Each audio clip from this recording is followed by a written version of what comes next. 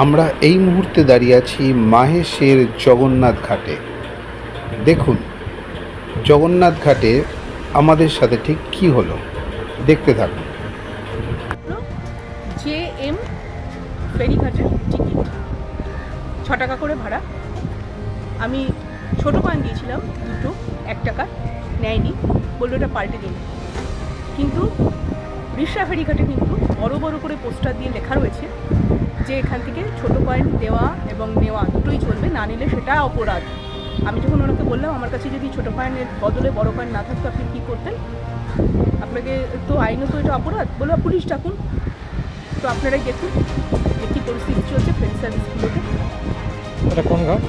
এটা JMFS, মনে হয় জগন্নাথ ঘাট, মাহেশের জগন্নাথ ঘাট। তো মাহেশের জগন্নাথ ঘাট। আর ওপারটা টিটাগড়? ওপারটা টিটাগড় লক্ষ্মী ঘাট।